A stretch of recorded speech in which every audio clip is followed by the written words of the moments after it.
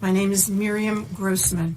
I am a board-certified child, adolescent, and adult psychiatrist, author, and senior fellow at Do No Harm. I have been taking care of patients for 45 years. I'm going to use my time to respond to Dr. McNamara. First, I'm struck by her use of the phrase, sex assigned at birth. Sex is not assigned at birth. Sex is established at conception, and it's recognized at birth, if not earlier. Dr. McNamara claims that her views are science-based, but to claim that sex is assigned at birth is without any scientific basis whatsoever. Its language misleads people, especially children, into thinking that male and female are arbitrary designations and can change. That is simply not true. Dr. McNamara claims that social and medical interventions are the only evidence-based treatment and that scientific evidence shows it is life-saving. Without it, she's warning us, kids will commit suicide.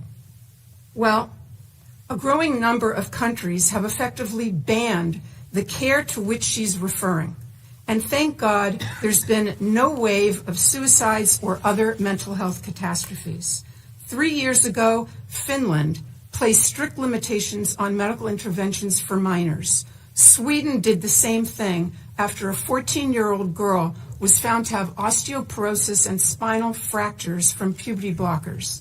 An investigation concluded, quote, the risks of anti-puberty and hormone treatment for those under 18 currently outweigh the possible benefits. The UK conducted a review and called the evidence very low. They've also placed severe restrictions on the care that Dr. McNamara calls life-saving. Norway also analyzed the data and has made similar changes in policy. The National Academy of Medicine in France warned, quote, great medical caution must be taken in children and adolescents given the vulnerability of this population and the many undesirable, even serious complications the therapies cause. Doctors in New Zealand and Australia have published similar statements. Is Dr. McNamara suggesting that all these countries are rejecting evidence-based treatment and placing their kids at risk of suicide?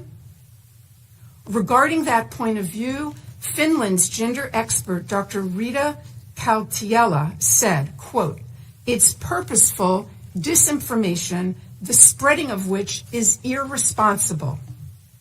All 7 countries, and Florida too, of course, concluded that kids don't need their development interrupted, the girls don't need their periods stopped and their voices lowered, and the boys don't need to grow breasts. What they need is psychotherapy. I have other objections to Dr. McNamara's testimony. She insists that her position, only hers, represents standard medical care. What she doesn't want you to know is that there is no standard. There's a debate. There's a fierce debate. And on the side opposite her stand such prominent figures as Stephen Levine, Kenneth Zucker, Paul McHugh, and James Cantor, among others. These doctors are giants in the field. They have been treating transgender patients and gathering data and publishing papers about them, and I mean no disrespect here, but since before Dr. McNamara was born. The point is that those veteran clinicians and others who have wisdom and experience are ignored because they disagree with the current narrative. They're against medical interventions for the same reason those 7 countries are. There is no evidence of long-term benefit, but there is evidence of harm. I'll end by quoting Jamie Reed, the courageous whistleblower from the Children's Gender Clinic in St. Louis. I believe that hospital receives the medical education funding that we're discussing today. She said that doctors at that clinic said, we are building the plane while we are flying it. We are building the plane while we are flying it. That's how they described the treatment at their gender clinic. Our precious tax dollars should not support such a perilous experiment. Thank you.